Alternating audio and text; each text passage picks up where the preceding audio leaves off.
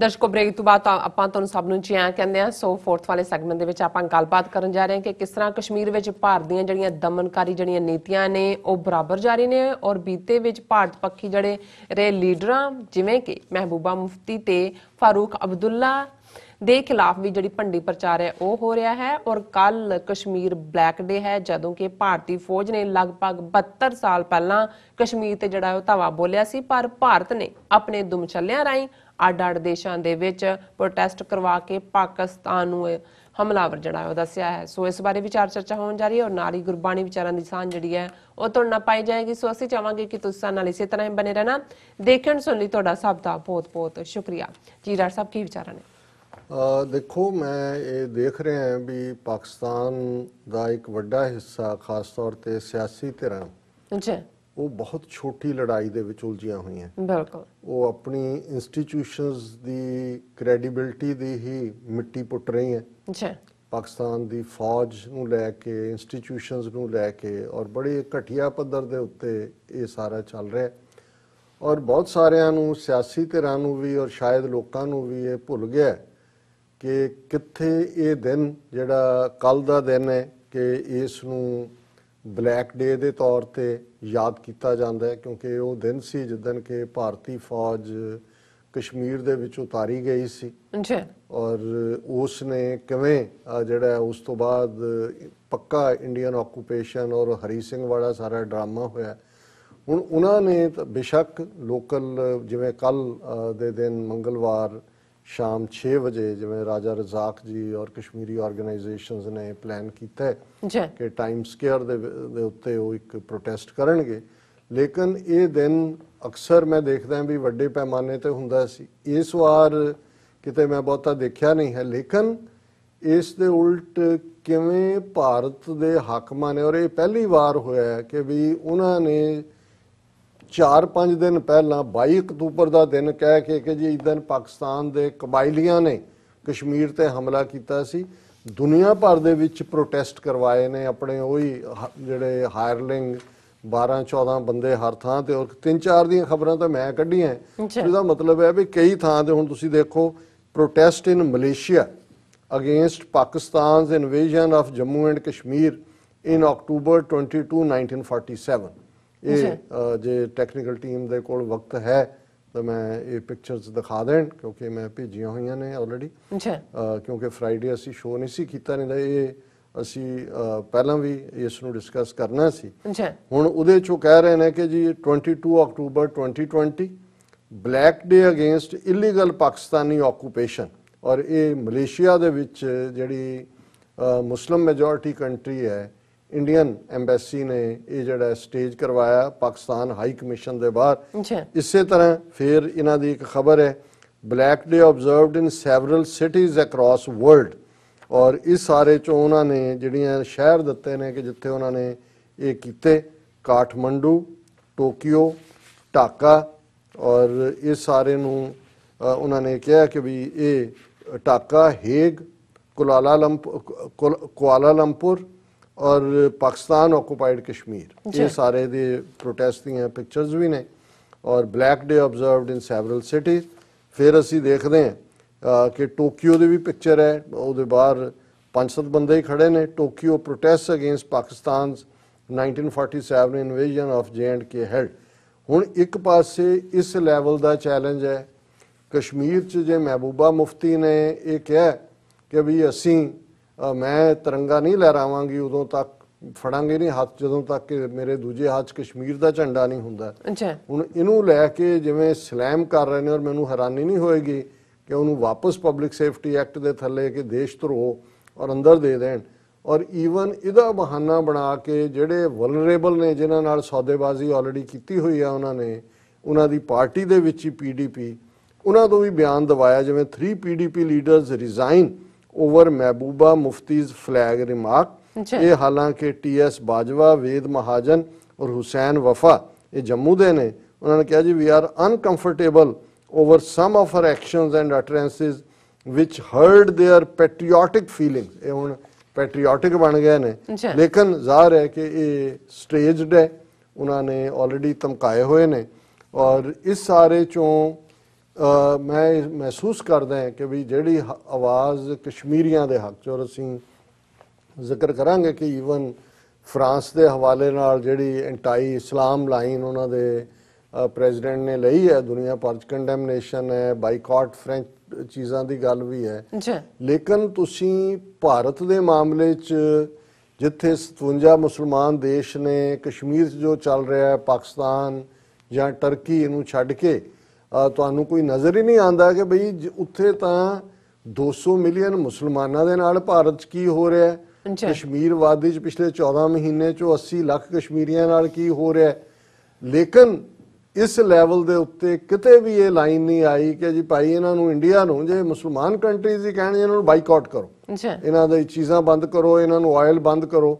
ਔਰ ਹੁਣ ਮੈਂ ਦੇਖ ਰਿਹਾ ਵੀ ਇਸ ਵਾਰ ਇੰਡੀਆ ਨੇ ਤਾਂ ਦੁਨੀਆ ਦੇ 10 ਥਾਵਾਂ ਦੇ ਉੱਤੇ ਸੋ ਕਾਲਡ ਬਲੈਕ ਡੇ ਕਹਿ ਕੇ ਪ੍ਰੀਐਂਪਟ ਕਰਨ ਦੀ ਕੋਸ਼ਿਸ਼ ਕੀਤੀ ਕਿ ਬਈ ਇਹ ਜੋ ਕਸ਼ਮੀਰ 'ਚ ਵੀ ਇਸ ਵਾਰ ਜ਼ਿਆਦਾ ਹੋਏਗੀ ਗੱਲ ਕਿ ਬਈ ਕੀ ਹੈ।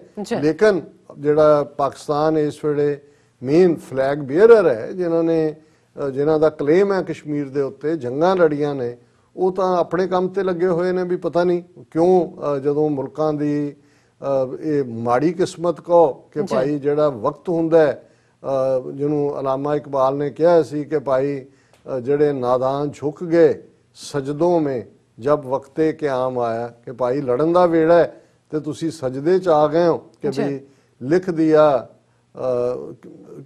महराबे मस्जिद, लिख दिया किसी शोख ने महराबे मस्जिद पर कि नादान झुक गए सजदों में जब वक्ते क़याम आया।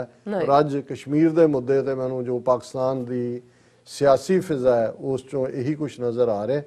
और असीं क्लोजिंग दे विच जिवें भगत कबीर जी की बाणी, उन्हां दे श्लोक, उन्हां दी विचार करते हैं। अज 2 श्लोक असीं चुने ने, श्लोक नंबर 58 और 59।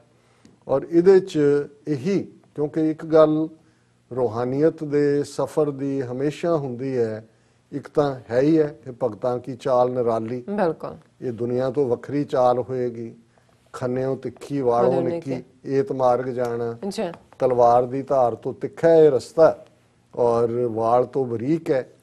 और जिवें बाबा फरीद ने फरमाया कि भाई ये तिस ऊपर है मार्ग तेरा मार्ग मेरा, कि भाई ये जड़ा है तुसी उस रस्ते ते तुरना है कि वाट हमारी खरी उडीनी, कि बहुत औखा रस्ता है कि भी ये खंडे दी धार तो तिखी वाल तो बरीक है।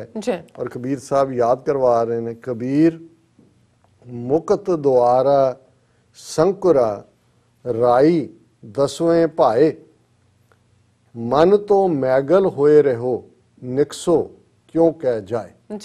कि मुक्त द्वारा, हुण मुक्ति एक मरण तो बाद दी मुक्ति दी गल नहीं है, कि जेड़ा माया दी जां दुनियावी पकड़ है, जिहड़ी दुनियादारी है, इस दी पकड़ चों आज़ाद होना, जीवन मुक्त जिन्हों गुरु साहब ने कहा सी कि जिउंदियां मुक्त होना, लिबरेट होना, कि आला दुआला उस दा प्रभाव तुहाडी सुरत नूं कमज़ोर नहीं कर रहा है, वो मुक्त द्वार है। तो कबीर साहब कहते हैं कि भाई ये जिहड़ा है ये रस्ता संकरा हुंदा है, बहुत तंग है, ये नैरो लेन है। किन्ना नैरो है, राई, हुण असीं राई देखते हैं कि किन्ना छोटा जिहा बीज हुंदा है। उन्होंने कहा भी जिहड़ा राई दा बीज है उस दा भी 10वां हिस्सा जिन्नी तंगी होए उवें दा है। कबीर मुक्त द्वारा संकरा राई 10वें पाए, कि उस राई दा भी, हुण आम असीं कहांगे जी राई दा पहाड़ बना दित्ता, क्योंकि जिहड़ी सब तो वड्डी चीज़ है वो सानूं पहाड़ है कि भी और सब तो बारीक चीज़ जिहड़ी है वो राई है, जां तिल कहा जांदा है जां राई है। हुण कबीर साहब कहंदे ने कि राई दा भी 10वां हिस्सा कर लईए ते जिन्ना क रस्ता बचदा है इन्ना ये भीड़ा राह है जिहड़ा इस रस्तेों लंघना है। मन तो मैगल होए रहो, हुण मैगल कहंदे ने हाथी नूं, भी एक पासे इस सालवेशन दा रस्ता राई दा भी 10वां हिस्सा है, ਤੇ ਜਿਹਨੇ ਉਹਦੇ ਚੋਂ ਲੰਘਣਾ ਉਹ ਤਾਂ ਹਾਥੀ ਹੈ। ਬਿਲਕੁਲ, ਕਿ ਵੀ ਅਸੀਂ ਸਾਡੀ ਈਗੋ, ਸਾਡੀ ਹਉਮੈ, ਇਵੇਂ ਅਸੀਂ ਫੁੱਲ ਕੇ ਜਿਹੜੇ ਹੈ, ਹਾਥੀ ਵੀ ਛੋਟਾ ਹੈ, ਵੀ ਮਨ ਤੋਂ ਮੈਗਲ ਹੋਏ ਰਹੋ ਨਿਕਸੋ ਕਿਉਂ ਕੇ ਜਾਏ, ਕਿ ਕਿਵੇਂ ਨਿਕਲੇਗਾ ਇਹਦੇ ਚੋਂ। ਵੀ ਇਹ ਰਾਈ तो 10वां हिस्सा और इधर हाथी, फिर दूसरा है कि भई ਇਹਦੇ ਚੋਂ ਨਿਕਲ ਸਕਦਾ ਹੈ ਕਿਵੇਂ?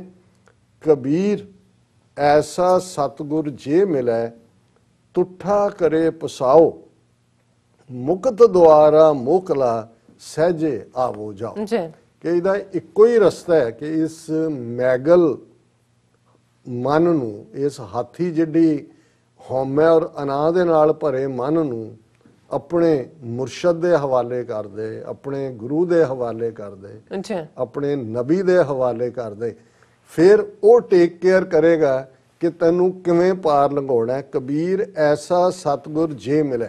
ਸਤਿਗੁਰੂ ਤਾਂ ਮੁਕੰਮਲ ਹੈ, ਰੱਬ ਮੁਕੰਮਲ ਹੈ, ਉਸ ਦੇ ਪੈਗੰਬਰ, ਉਸ ਦੇ ਗੁਰੂ, ਉਸ ਦੇ ਮੈਸੇਂਜਰ ਮੁਕੰਮਲ ਨੇ। ਪਰ ਪਹਿਲਾਂ ਤਾਂ ਤੁਸੀਂ ਆਪਣਾ ਸਤਿਗੁਰੂ ਲੱਭਣਾ। ਸਾਡੇ ਲਈ ਜਿਹੜਾ ਗੁਰਮੂਰਤ ਗੁਰ ਸ਼ਬਦ ਹੈ, ਸਤਿਗੁਰ ਦਿਆ ਬੁਝਾਏ ਜਿਉ, ਕਿ ਕੋਈ ਸ਼ਕਲ ਨਹੀਂ ਹੈ, ਲਫ਼ਜ਼ ਸ਼ਬਦ ਹੈ, ਉਸ ਦਾ ਨਾਂ ਹੈ ਰੱਬ ਦਾ, ਔਰ ਉਹ ਕਲਾਮ ਹੈ ਜਿਹਦੇ ਰਾਹੀਂ ਤੁਸੀਂ ਰੱਬ ਦੇ ਨਾਲ ਜੁੜਦੇ ਹੋ। ਔਰ ਇਹ ਜੇ ਇਸ ਰਸਤੇ ਤੇ ਤੁਹਾਨੂੰ ਮਿਲ ਜਾਏ ਔਰ ਤੁਹਾਡੇ ਅੰਦਰ ਤੁਰਨ ਦੀ ਤੌਫੀਕ ਰੱਬ ਭਰ ਦੇ, ਕਬੀਰ ਐਸਾ ਸਤਿਗੁਰ ਜੇ ਮਿਲੇ ਤੁਠਾ ਕਰੇ ਪਸਾਓ। ਕਿ ਤੁੱਠ ਕੇ ਹੁੰਦਾ ਕਰਮ ਕਰਕੇ, ਰਹਿਮਤ ਕਰਕੇ, ਬਖਸ਼ਿਸ਼ ਕਰਕੇ, ਦਇਆ ਕਰਕੇ ਉਹ ਤੁਹਾਡੇ ਉੱਤੇ ਮਿਹਰ ਕਰਦੇ ਕਿ ਤੁਸੀਂ ਬਖਸ਼ੇ ਜਾਓ। ਜਿਵੇਂ ਅਸੀਂ ਇਹ ਦੇਖਦੇ ਹਾਂ ਜਦੋਂ ਬਾਬਾ ਫਰੀਦ ਕਹਿੰਦੇ ਨੇ ਕਿ ਉੱਠ ਫਰੀਦਾ ਗਮਨ ਕਰ ਦੁਨੀਆ ਭਾਲਣ ਜਾ, ਮਤ ਕੋਈ ਬਖਸ਼ਿਆ ਮਿਲ ਪਵੀ ਤੂੰ ਵੀ ਬਖਸ਼ਿਆ ਜਾ। ਬਿਲਕੁਲ ਕਿ ਉੱਠ ਦੁਨੀਆ 'ਚ ਘੁੰਮ। ਹੁਣ ਇਹ ਘੁੰਮਣ ਕੱਲਾ ਫਿਜ਼ੀਕਲ ਫਾਰਮ 'ਚ ਨਹੀਂ ਹੈ, ਮਤਲਬ ਇਹ ਹੈ ਕਿ ਤੁਹਾਡੇ ਅੰਦਰ ਇਹ ਤੜਪ ਰਹੇ, ਇਹ ਤੁਹਾਡੇ ਅੰਦਰ ਚਾਹਨਾ ਰਹੇ, ਇਹ ਸੀਕਿੰਗ ਰਹੇ, ਉਹ ਪਿਆਸ ਰਹੇ ਕਿ ਵੀ ਮੇਰਾ ਪ੍ਰੀਤਮ ਕਹੋ ਮਿਲੇ ਕਿਤ ਗਲੀ, ਕਿ ਕਿੱਥੇ ਹੈ, ਕਿਵੇਂ ਮਿਲੇਗਾ, ਮੈਂ ਆਪਣੇ ਪਿਆਰੇ ਨੂੰ, ਆਪਣੇ ਅੰਦਰ ਦੇ ਸੱਚ ਨੂੰ ਮੈਂ ਕਿਵੇਂ ਜਾਣਾ। ਤੇ ਜਦੋਂ ਤੁਹਾਡੇ ਅੰਦਰ ਉਹ ਚਾਹਨਾ ਹੋਏਗੀ ਤੇ ਫਿਰ ਰੱਬ ਰਹਿਮਤ ਕਰਦਾ ਹੈ। ਜਿਸ ਨੂੰ ਅਸੀਂ ਬਾਣੀ ਦੇ ਵਿੱਚ ਪੜ੍ਹਦੇ ਹਾਂ ਕਿ ਪੂਰਬ ਜਨਮ ਅੰਕੁਰ ਜਬ ਪ੍ਰਗਟੇ ਭੇਟਿਓ ਪੁਰਖ ਰਸਕ ਬੈਰਾਗੀ। ਕਿ ਅੰਦਰ ਅੰਕਰ ਪਿਆ, ਬੀਜ ਪਿਆ ਹੋਇਆ ਹੈ, ਹਰ ਇੱਕ ਦੇ ਅੰਦਰ ਹੈ। ਮਾੜੇ ਤੋਂ ਮਾੜਾ ਇਨਸਾਨ ਵੀ, ਉਸ ਦੇ ਅੰਦਰ ਵੀ ਰੱਬ ਦਾ ਜੁਜ਼ ਹੈ, ਕਿਉਂਕਿ ਰੱਬ ਨੇ ਉਹਨੂੰ ਪੈਦਾ ਕੀਤਾ ਹੈ। ਪਰ ਜਦੋਂ ਰਸਕ, ਰਸ ਨਾਲ ਭਰਿਆ ਹੋਇਆ, ਰਸ ਹੈ ਜਿਹੜਾ ਰੱਬ ਨਾਲ ਜੁੜਿਆ ਇਨਸਾਨ ਹੈ, ਜਿਹੜਾ ਸੱਚਮੁੱਚ ਵੈਰਾਗੀ, ਦੁਨੀਆ ਤੋਂ ਜਿਹੜਾ ਟੁੱਟਿਆ ਹੋਇਆ ਹੈ ਔਰ ਰੱਬ ਨਾਲ ਜੁੜਿਆ ਹੋਇਆ, ਕਿ ਜਦੋਂ ਉਹਦੇ ਨਾਲ ਮਿਲਾਪ ਹੋਏਗਾ ਤੇ ਅੰਕਰ ਜਬ ਪ੍ਰਗਟਿਓ, ਫਿਰ ਉਹ ਜਿਹੜਾ ਬੀਜ ਜਿਹੜਾ ਪਿਆ ਹੈ ਬੀਜ ਉਹ ਜਰਮੀਨੇਟ ਕਰੇਗਾ। ਅਦਰਵਾਈਜ਼ ਤਾਂ ਪਲਾਂਟ ਬਣਦਾ ਹੀ ਨਹੀਂ ਜੇ ਜਰਮੀਨੇਟ ਨਾ ਕਰੇ। ਔਰ ਤਾਂ ਹੀ ਕਰੇਗਾ ਜਦੋਂ ਤੁਸੀਂ ਇਸ ਰਸਤੇ ਦੇ ਉੱਤੇ ਔਰ ਤੁੱਠਾ ਕਰੇ ਪਸਾਓ, ਰੱਬ ਰਹਿਮਤ ਕਰਕੇ ਤੁਹਾਡੇ ਤੇ ਰਹਿਮਤ ਕਰੇ। ਮੁਕਤ ਦੁਆਰਾ ਮੋਕਲਾ, ਮੋਕਲਾ ਹੁੰਦਾ ਖੁੱਲਾ। ਵੀ ਜਦੋਂ ਸਤਿਗੁਰ ਦਾ ਪਸਾਓ ਹੋਇਆ, ਰਹਿਮਤ ਹੋਈ, ਤੇ ਫਿਰ ਇਹ ਜਿਹੜਾ ਰਾਈ ਦਾ ਵੀ 10ਵਾਂ ਹਿੱਸਾ ਦਰਵਾਜ਼ਾ ਸੀ, ਇਹਦੇ ਫਲੱਡ ਗੇਟ ਖੁੱਲ ਗਏ, ਖੁੱਲਾ ਹੋ ਗਿਆ। ਮੁਕਤ ਦੁਆਰਾ ਮੋਕਲਾ ਸਹਿਜੇ ਆਵੋ ਜਾਓ। ਫਿਰ ਤੁਸੀਂ ਸਹਿਜ ਦੇ ਘਰ ਵਿੱਚ ਵਸ ਜਾਂਦੇ ਹੋ, ਮਨ ਤੁਹਾਡਾ ਸਹਿਜ ਹੁੰਦਾ ਹੈ। ਤੇ ਫਿਰ ਇਹ ਦੁਨੀਆ ਔਰ ਦੀਨ, ਉਸ ਦੇ ਵਿੱਚ ਬਰਾਬਰ ਦੀਨ ਹੀ ਹਾਵੀ ਹੁੰਦਾ ਹੈ। ਫਿਰ ਤੁਹਾਨੂੰ ਇਹ ਨਹੀਂ ਲੱਗਦਾ ਕਿ ਇਹ ਦੁਨੀਆ ਉਸ ਰੱਬ ਤੋਂ ਵੱਖਰੀ ਹੈ। ਫਿਰ ਤਾਂ ਤੁਹਾਨੂੰ ਇਹੀ ਨਜ਼ਰ ਆਉਂਦਾ ਹੈ ਕਿ ਇਹ ਨੇਤਰੋ ਮੇਰਿਓ ਹਰ ਤੁਮ ਮੈਂ ਜੋਤ ਧਰੀ, ਹਰ ਬਿਨ ਅਵਰ ਨਾ ਦੇਖੋ ਕੋਈ, ਨਦਰੀ ਹਰ ਨਿਹਾਲਿਆ। ਇਹ ਵਿਸ ਸੰਸਾਰ ਤੁਮ ਦੇਖਦੇ, ਇਹ ਉਹ ਹਰ ਕਾ ਰੂਪ ਹੈ, ਹਰ ਰੂਪ ਨਦਰੀ ਆਇਆ। ਜਿਹੜਾ ਬੇਸ਼ੱਕ ਇਹ ਜ਼ਹਿਰ ਸੀ, ਲੇਕਿਨ ਹੁਣ ਕਿਉਂਕਿ ਅੰਦਰ ਰੱਬ ਵਸਦਾ ਹੈ ਤੇ ਜਿੱਧਰ ਨਿਗਾਹ ਜਾਂਦੀ ਹੈ, ਜਤ ਦੇਖਾਂ ਤਤ ਤੂੰ। ਜੀ ਡਾਕਟਰ ਸਾਹਿਬ, ਤੁਹਾਡਾ ਬਹੁਤ ਬਹੁਤ ਸ਼ੁਕਰੀਆ। ਤੁਸੀਂ ਅੱਜ ਦੇ ਐਮ ਇਸ਼ੂ ਤੇ ਅੱਜ ਦਾ ਵਿਚਾਰ ਸਾਡੇ ਦਰਸ਼ਕਾਂ ਨਾਲ ਸਾਂਝਾ ਕੀਤਾ। ਸੋ ਅਸੀਂ ਆਪਣੇ ਵਿਊਅਰਸ ਕਰਾਂ ਨੇ ਇਜਾਜ਼ਤ। ਵਿਊਅਰਸ, ਸਾਡੇ ਪ੍ਰੋਗਰਾਮ ਦਾ ਸਮਾਂ ਇੱਥੇ ਸਮਾਪਤ ਹੁੰਦਾ। ਤੁਸੀਂ ਆਪਣੀ ਰਾਏ ਤੇ ਸੁਝਾਅ ਸਾਨੂੰ ਭੇਜਣਾ ਭੁੱਲਣਾ ਸਾਡੇ ਇਸ ਪਤੇ ਤੇ sos@tv84.tv ਤੇ ਅਸੀਂ ਆਪਣਾ ਪ੍ਰੋਗਰਾਮ ਲੈ ਕੇ ਫਿਰ ਦੁਬਾਰਾ ਤੁਹਾਡੇ ਸਾਹਮਣੇ ਹੋਵਾਂਗੇ। ਤਦ ਤੱਕ ਲਈ ਮੈਨੂੰ ਤੇ ਆਪਣਾ ਸੁਣਾ ਗਿਆ ਦਿਓ। ਦੇਖਦੇ ਰਹੋ TV84। ਬੁਲਾ ਦਿਓ ਫਤਿਹ। ਵਾਹਿਗੁਰੂ ਜੀ ਕਾ ਖਾਲਸਾ, ਵਾਹਿਗੁਰੂ ਜੀ ਕੀ ਫਤਿਹ। ਰੱਬ ਰਾਖਾ।